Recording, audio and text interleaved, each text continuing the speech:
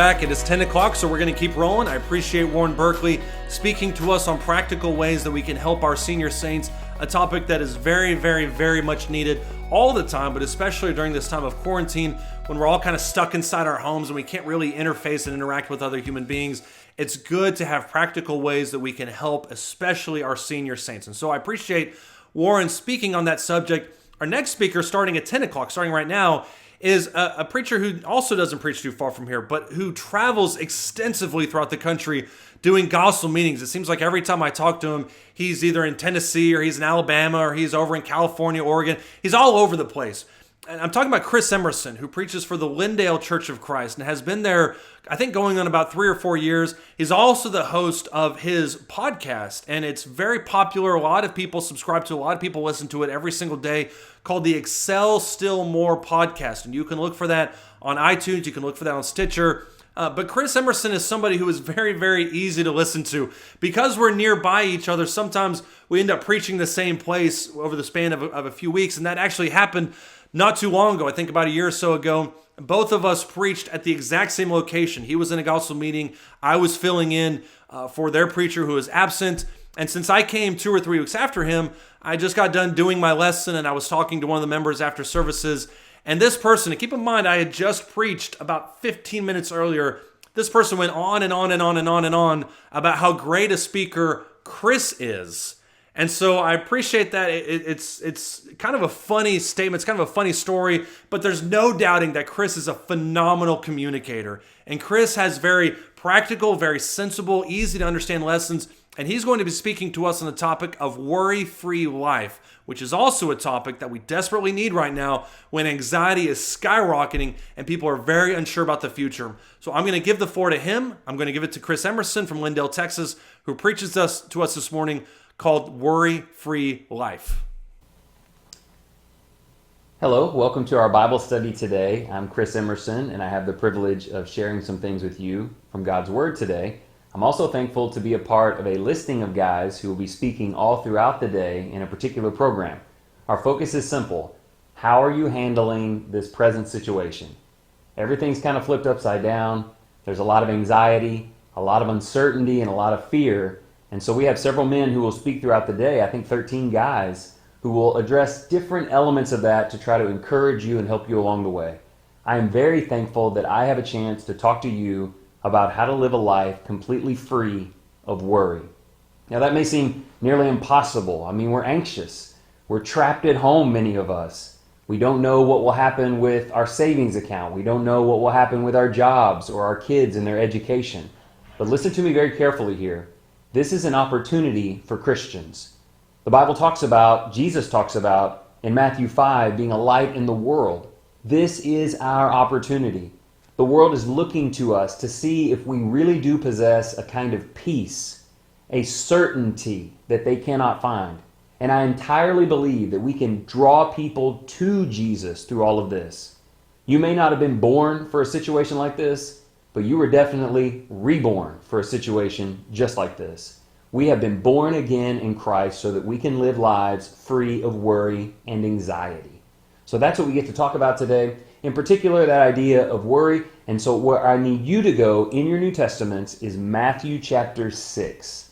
Much of what we will be discussing today will come straight from the Sermon on the Mount from Matthew chapters 5, 6, and 7. If your Bible is open there, you're in a great place. We want to talk about how to live a worry-free life. When we talk about anxiety, divided mind, shut down, incapable of moving forward, we're not talking about minimizing that. We're talking about eliminating that. We're not talking about living a less worrisome life. We're talking about getting rid of it altogether. Now, there's a song that came out in like 1988 by Bobby McFerrin. If you're old enough, you probably remember. 4 words, really simple, great song. Everybody loved it. Don't worry, be happy. Do you remember that? That caught on. I mean, the lyrics are ridiculous. I wrote some of them down. It's like somebody done come and took your bed. You have no place to lay your head. Don't worry, be happy. I mean, look, it wasn't exactly, high-level, collegiate-level lyrics, but it conveyed a message the world needed, that we can find happiness in any situation and we don't let worry rob us. Well, if you're in Matthew 5, 6, and 7, If Jesus wrote a song from the Sermon on the Mount, it would have the same words in different order. He would say, be happy, don't worry. I want to reference Matthew chapter 5 first. When we talk about be happy, you know what I'm talking about. Right off the bat, at the very beginning, when he set all of these people down, he said, blessed are the poor in spirit, for theirs is the kingdom of heaven. Blessed are those who mourn.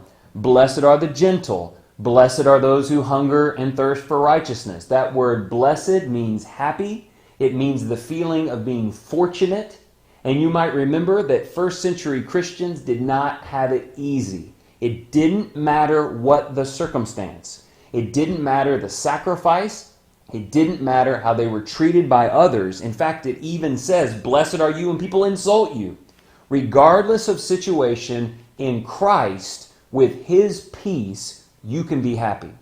But the second part of that, and opposite of the song that we often sing, is he comes back in chapter 6 and he says, listen, a major key to being happy is do not worry.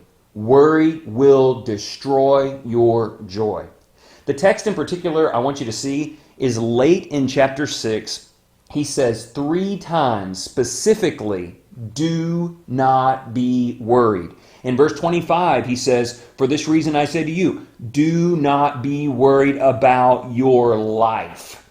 In verse 31, I'm reading from the New American Standard Version, he says, do not worry then, saying, what will we eat, or what will we drink, or what will we wear for clothing?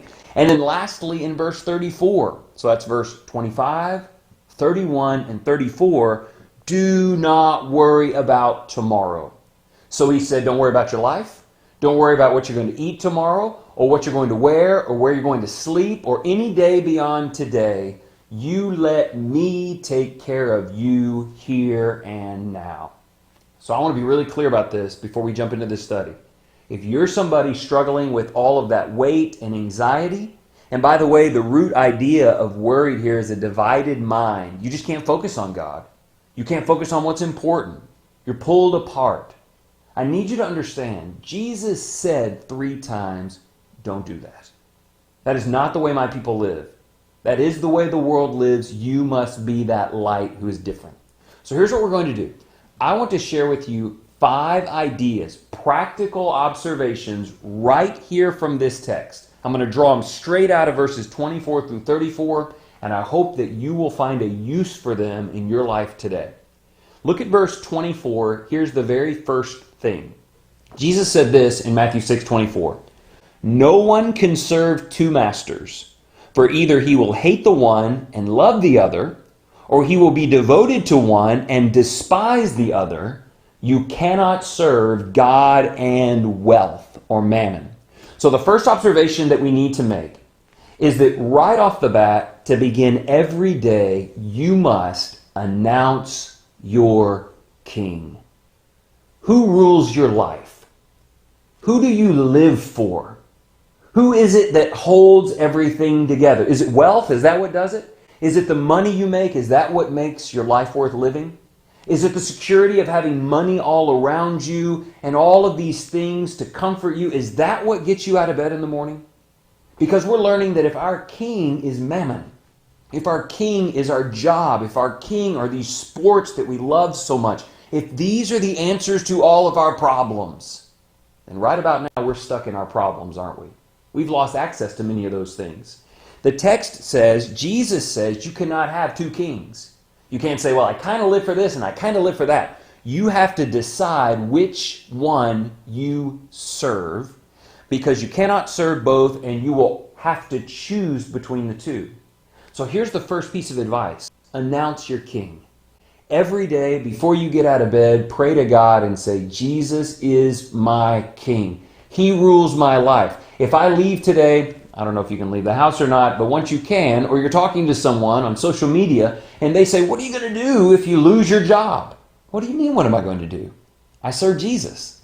Jesus is my king. He rules my life, and he's promised to take care of me.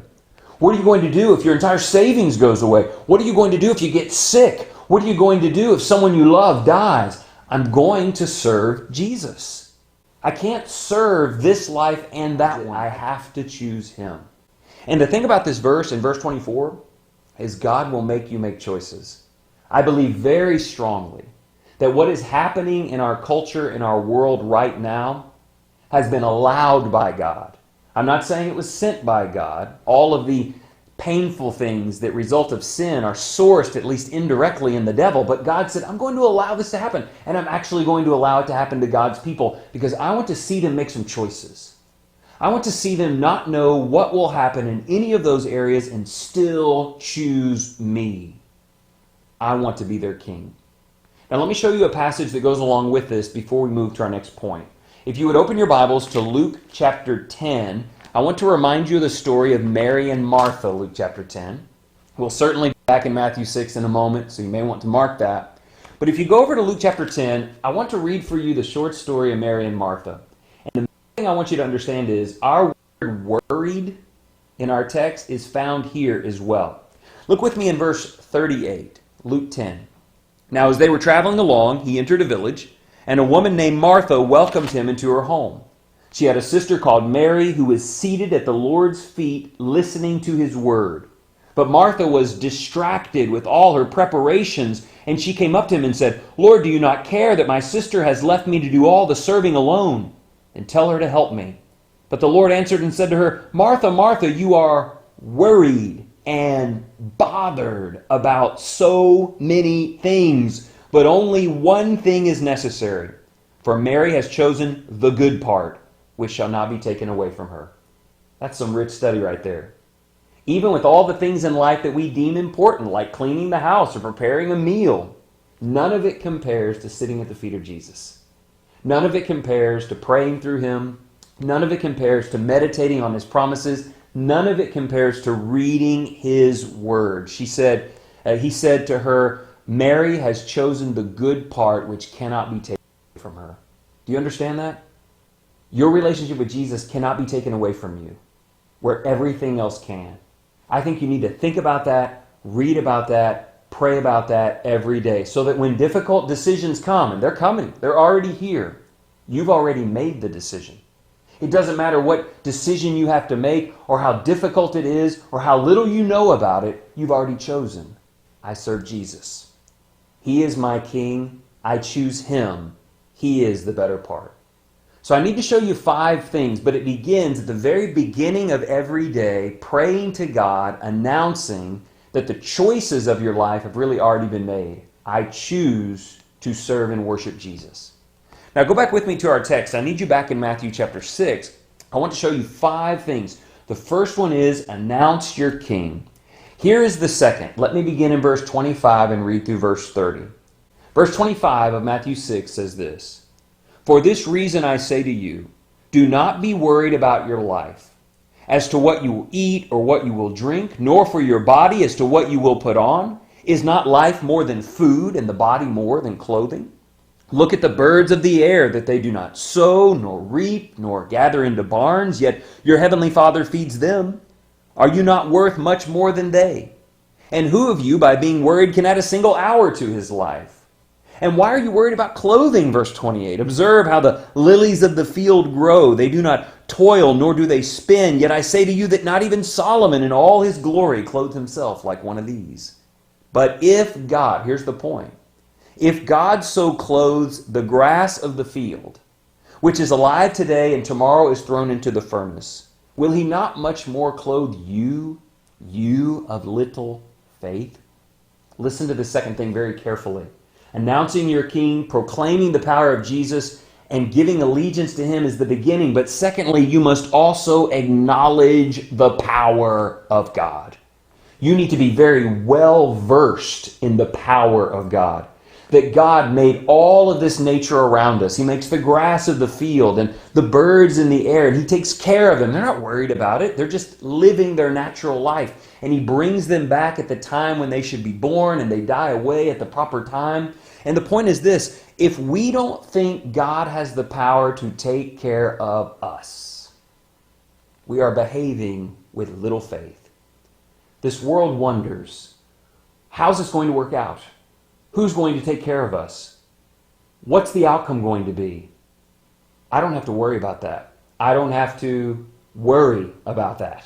I don't have to be anxious about that because I believe in the power of my Creator to fulfill His spiritual promises, to keep me in the palm of His hand and shield away. You think it's bad what's happening to us? This is just the evil of the world that God has allowed to happen. If God wasn't holding back all of the attacks of the devil, we'd be burned up in an instant. God holds so much back protecting us. Do you understand that you serve a God with that kind of power? Let me ask you to open your New Testament to the book of Acts for a moment. Go with me to Acts chapter 17. I'm thinking about that time that the Apostle Paul was walking through the streets of Athens. Do you remember this? Acts 17. And he sees this image that they're worshiping, and they even have an inscription on it in verse 23. The inscription over that which they are worshiping, over the altar in verse 23 says, "To an unknown God." We know there's a God. We know He's incredible, I guess, but we don't know anything about Him. I need you to listen carefully beginning in verse 24. I'll just go ahead and be straight with you. I think there are a lot of Christians who ought to wear a t-shirt that says, "I serve a God I don't know. I serve an unknown God," because people are behaving like they don't know who God is. You need to know the God whom you serve so that you will never underestimate His power. Pick up with me in Acts 17, verse 24. The God, let me tell you about Him, the God who made the world and all things in it, since He is Lord of heaven and earth, does not dwell in temples made with hands, nor is He served by human hands, as though He needed anything, since He Himself gives to all people life and breath and all things. And He made from one man every nation of mankind to live on all the face of the earth, having determined their appointed times and the boundaries of their habitation, that they would seek God. He's shown His power that we would seek Him, if perhaps they might grope for Him and find Him, though He is not far from each one of us. For in Him, verse 28, we live and we move and we exist, as even some of your own poets have said, for we are His children. We serve a God with that kind of power, who made us and breathed life into us and is full control. And I know it's scary to think about people who are dying and tumultuous times, but there have been people dying since the very beginning. God, in fact, made it so that there would be a life and there would be a death and a lot of uncertainty in between. The fact that those things are happening out there does not change the fact that my God has power and He is in control. I was thinking about Luke chapter 8 and the miracles of Jesus, how He calmed the storm. They were scared. They were worried. He calmed the storm and He looked at them and said, "What? Ye of little faith. Don't you know what kind of power I have?" In that story, by the way, in that chapter, He went on to cast out demons and heal a woman who'd been hurting for 12 years and raise someone from the dead. Do you know that you serve a God like that? So the first thing you have to do is wake up announcing it, making it so and proclaiming that your choices have already been made. Secondly, I know that God has the power to keep me, and even if I die, He has the power to resurrect my soul into eternity. If you ever forget that, then the weight of the world will become very heavy, because we'll start measuring our success by what we have here. I measure my success by the power of God, and that is a major metric of absolute overcoming. Not my power, but His. All right, let me give you a third thing in the text. Number one, announce your King. Number two, acknowledge His power. Don't serve an unknown God. You need to know whom you serve. It will make all the difference. And then the third thing, we already read it. Go back with me to Matthew 6. I'll show it to you here. In Matthew 6 and verse 27, and it kind of depends on which version you read from. I'm reading from the updated New American Standard. But this version says the following: "And who of you, by being worried, can add a single hour to his life?" Your version may say something about adding a cubit or an inch or something to his height. And it makes a good point. I mean, how is worrying about things you can't control supposed to help you? So our third point is pretty simple. Stop thinking about things that aren't going to help you. Avoid pointless thinking. Do you understand how many people use significant portions of their day mulling over things they cannot control, things under which they have no influence, things that they can't predict, and they waste copious amounts of time on things that they cannot control? Let me tell you what a Christian does. He doesn't waste any time on that. You know what's interesting about this rendering, whether yours says add time to his life, like this version does in verse 27, or yours has to do with height? When you study stress, it legitimately destroys both of those things. It's significantly proven that if you don't have a central faith that keeps you grounded and you're worried about everything that happens, it will take years off of your life. I mean, think about the ridiculousness of that. Think about the ridiculousness of wasting time worrying about things I can do nothing to change, which actually makes me live less time. Stress leads us to bad habits that lead us to being overweight and hunched over and sick and dying. All the stuff we're worried about, we make happen through our worry. Let me just tell you, I'm over it. I'm over wasting 5 minutes a day contemplating things that I already should have taken to God in prayer. And I need to say that to you because you might think, well, what am I supposed to do? I mean, I am concerned about my kids and their education, and this homeschool thing is... we're going through a lot right now. We're all kind of homebound. You know, and half the time that you spent elaborating on how stressed out you are, you could have already announced your king and laid a bunch of things at God's feet. Let me give you an example to help you understand this. Go with me in your New Testaments to 2 Corinthians. I need you in 2 Corinthians chapter 12. As you get there, you may already know what this story is about. This is about the Apostle Paul, who had this thorn in the flesh. We don't know what it was. I think the probability is he had deteriorating eyesight. Could have been any number of things. The point is, it falls into a list of categories that people would have worried about. It would have made them sad or shut them down or done something of that nature. And he didn't do that. Here's what he did instead. He went to God about it. He took it to God. One of the first things I want you to understand from this point, avoid pointless thoughts, is if there is something you cannot control, take it to God at least 3 times. At least 3 times, go to God and say, I don't know what to do, and I don't know what's going to happen. Help me. I'm in the text, 2 Corinthians chapter 12. I'm reading here in verse 7.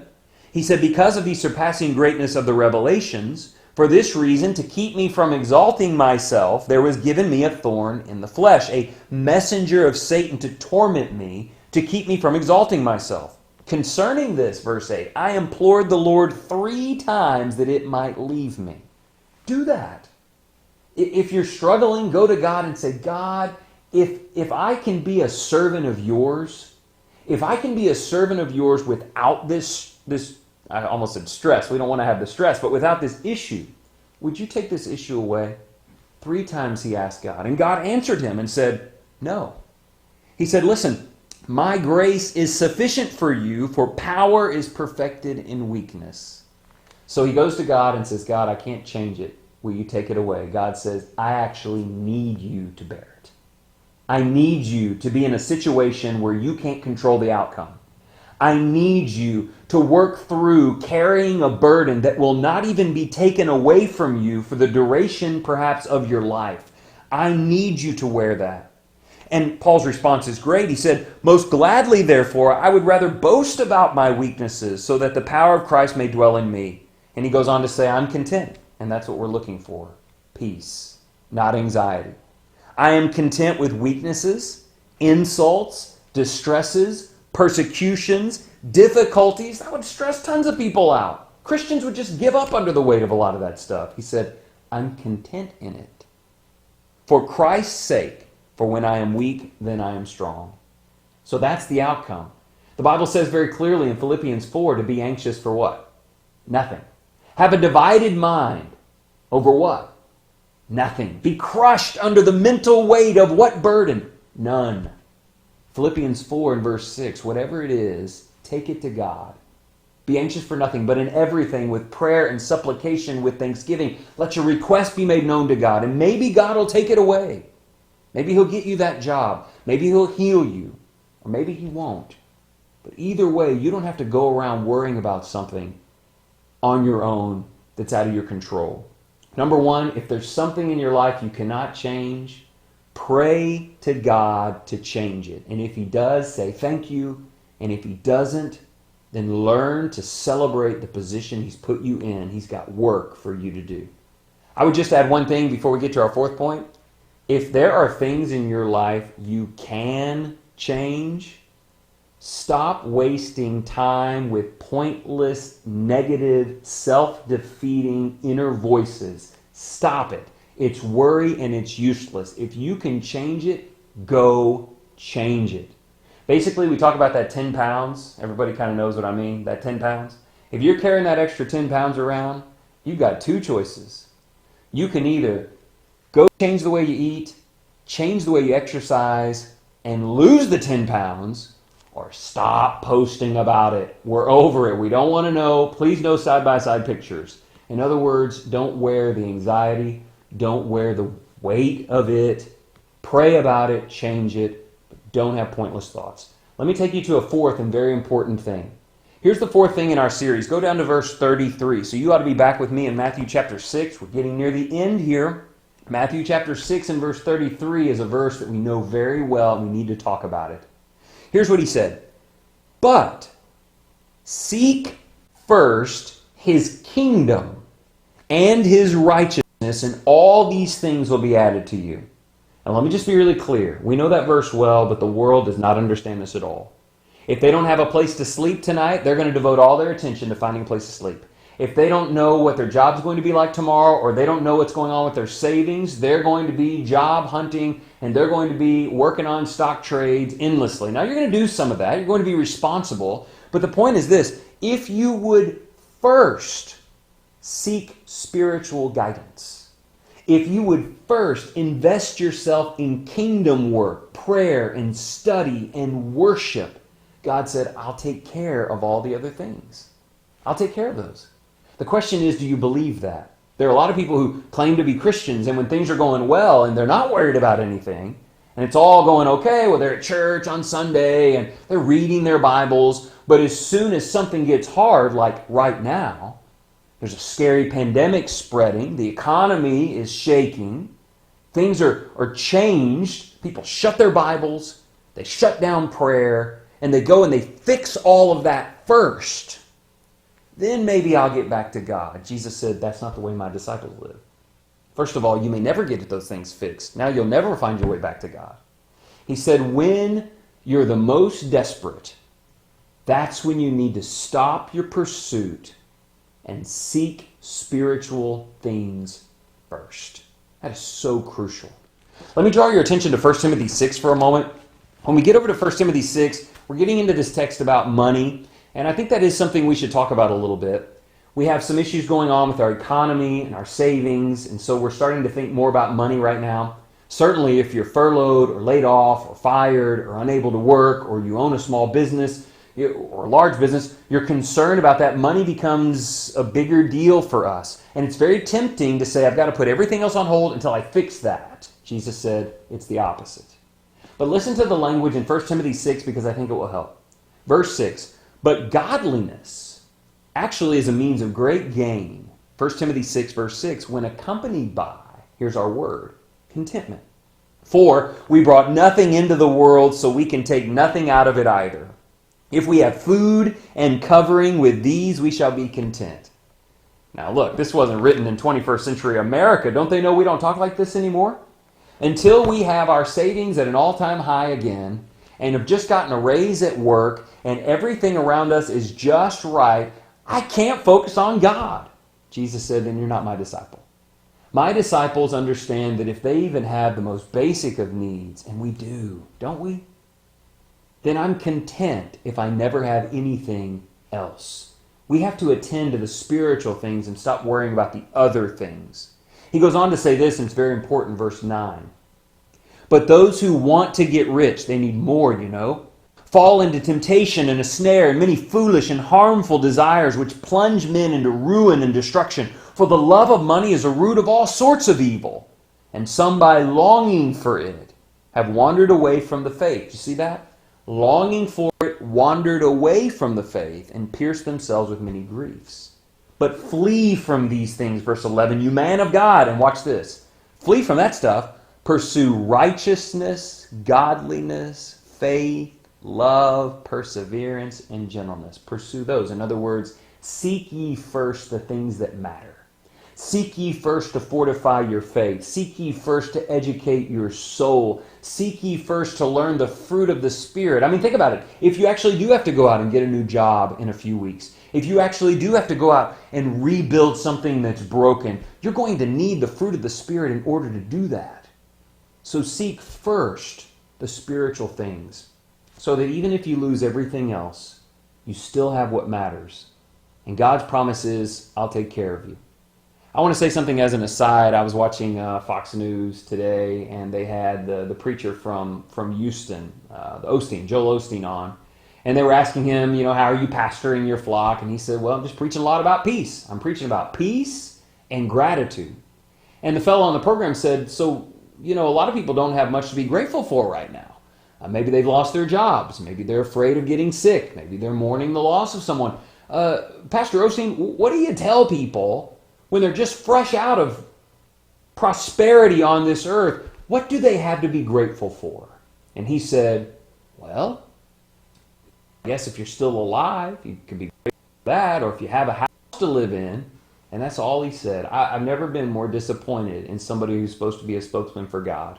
What Joel Osteen should have said is, if they are a Christian, if they have the grace of God in their life and they attend to it, if they have faith and they build it, if they have a Christian community and they serve in it and they take care of one another, if their souls are saved, it doesn't matter if they have any of those other things. That's what he should have said, because he's going to end up running out of the list. Somebody's going to lose their house or their health or their life. They'll have nothing left. Attend to the things that matter and can never be taken away from you. And we're going to talk at the end about how to do that. All right, fifthly and finally, go back with me to our text again, please. I've got you in Matthew chapter 6, and we get to wrap up this study in verse 34. So far, we start the day announcing our King. We read about, talk about, and really get encouraged by the scope of His power. We stop thinking about things that don't help us, and we do spiritual things before other things. And then lastly, verse 34 is we've just got to take it one day at a time. Here's what the text says. Jesus wraps up the section in this way. So do not worry about tomorrow. I should just stop there. That's not easy. What's the market going to be tomorrow? What are the virus numbers going to be tomorrow? That's difficult. Jesus said, I'll make it simple for you. Don't worry about that. Do not worry about tomorrow, for tomorrow will care for itself. Each day has enough trouble of its own. And probably I heard a few amens through the computer screen there. Each day does have enough. But here's what God is saying. Be very clear on this. God is saying, I did not build you with the capacity to carry the burdens for the rest of your life all at once. If you're carrying burdens from the past, if you can't let go things that happened in the past, and you're trying to handle today, and you're worried about next week, you're sunk. You can't make it. Jesus said, I didn't build you to operate that way. What I built you to do is live in day-tight increments. To get up in the morning, start it the right way, manage it throughout the day, set it up for success, pray about it at the end of the day, and then start again. You can't let the past hang on. God didn't build you for that. He did not build you to overcome temptation if you're carrying the weight of yesterday, today, and tomorrow. We need to care about what's going on now. Now, I'm not saying you don't make plans for the future, but you don't worry about those. You don't spend a whole lot of time thinking about those. I mean, how many things did you have planned this summer that aren't looking very likely? Wouldn't do any good to worry about them when we scheduled them, and it wouldn't do any good to worry about them now. I read a story a long time ago, a short story, a sad one, about a teenage boy who had ended his own life. And in the letter that he wrote, his suicide note, he wrote several things to show that he was definitely struggling in mind. But one of the things that he wrote was he had calculated that he would need to tie his shoes 30,000 times over the rest of his life. And he just couldn't cope with that kind of a burden. Now, I understand special situation for a young man who didn't have things straight, but I wonder if we don't sometimes think like that too. All of the things I have to do this week, everything that's coming up this year, the bills that'll be here just a month from today. Listen carefully. Work hard, try to make the best of that. Deal with it when it comes. But if you will just stay in day-tight increments and you will do the right things today, and by the way, the right things are the 4 things that precede this one on the screen. If you will do those today, when you get up tomorrow, God will give you the strength, the help, and the guidance to make tomorrow a great day too. And you know what you call a series of days almost unendingly where you manage each one well? You call that a life of faith. That's how it's built. It's not built a month at a time or a year at a time. It's built one day at a time. You guys know I have a podcast, the Excel Still More podcast. We talk a lot about that, living in day-type increments. So go back to Matthew 6 as we close. Thank you for your time. Thank you for participating in this study. I hope that you know the text better and you've got some application that you can take with you. But I just want to finish where we started in verse 24. No one can serve two masters.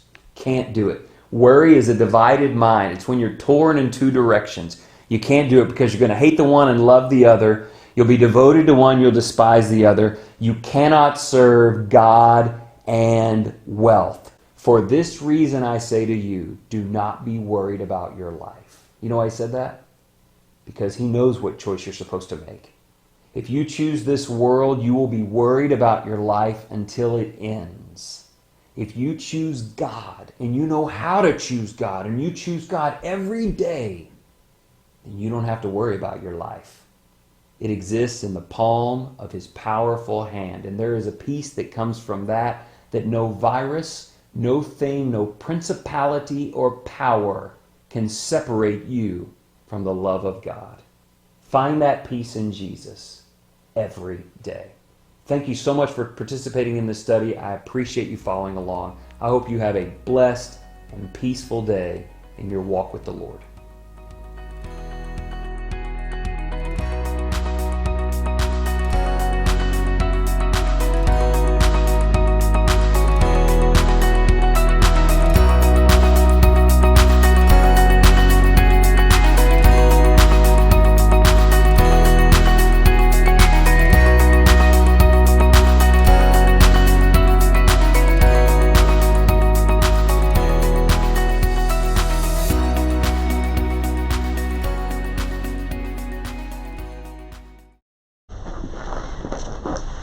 Hey everyone, it's Lance today inside CEI Bookstore. Want to talk to you for a minute about one of our books that we have on a special sale right now, and encourage you to take a look at it. We have A Generation That Knows Not God by Bob and Sandra Waldron on a really special sale price of $8.99, and we're going to do this while we've got the current stock that we have of it on hand.